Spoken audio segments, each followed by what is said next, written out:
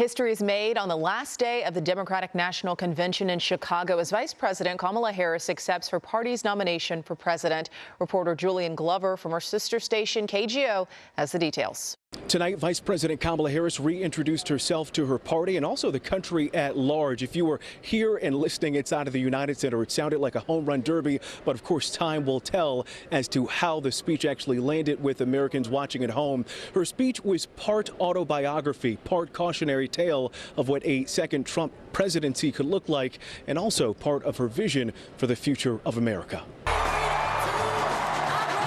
Vice President Kamala Harris stepped out into the stage on the final night of the DNC to a roaring crowd.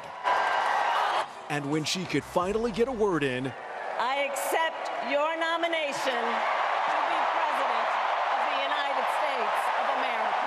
Harris's speech at times relied heavily on the pages of her autobiography, emphasizing values instilled in her by her mother, and sharing her childhood friend's sexual assault by a family member inspired her to become a prosecutor. To protect people like Wanda, because I believe everyone has a right to safety, to dignity, and to justice. In a convention that largely avoided saying the former president's name, Harris name-checked Trump several times, drawing clear distinctions. And we know what a second Trump term would look like. It's all laid out in Project 2025, written by his closest advisors. But America, we are not going back.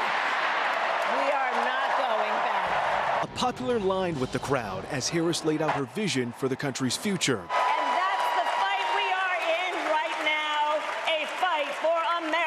Future. Harris's speech was heavy on promises, middle-class tax cuts, bringing back the Republican-killed bipartisan border security deal, and protecting reproductive freedoms. Why exactly is it that they don't trust women? Harris also called for a hostage and ceasefire deal in Gaza, as some in the crowd shouted, "Free Palestine." President Biden and I are working to end this war such that Israel is secure, the hostages are released, the suffering in Gaza ends, and the Palestinian people can realize their right to dignity, security, freedom, and self-determination. The night also showcased Harris's family, her best friend and sister, Maya, introducing her.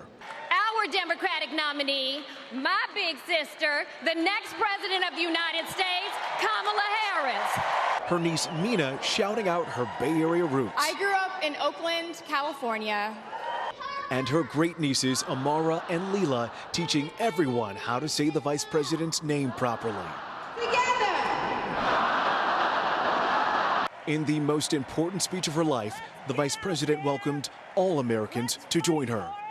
Let's get out there, let's vote for it, and together let us write the next great chapter in the most extraordinary story ever told. As with any big party, after all the fun is had, it is time to clean up. As you can see, dozens of folks here that work for the United Center, some of them waving at the camera, are hard at work trying to restore this place to its former glory. The thousands that fill the United Center now, the Democratic Party at large, now will get to work, as the vice president said, to help her become the first woman to ever serve as president of the United States.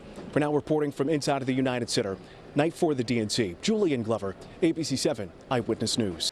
Hello, I'm Mark Brown. Get more great ABC 7 content by clicking the subscribe button for our YouTube channel and download the ABC 7 Los Angeles streaming app on Fire TV, Android TV, Apple TV, and Roku to watch on your TV.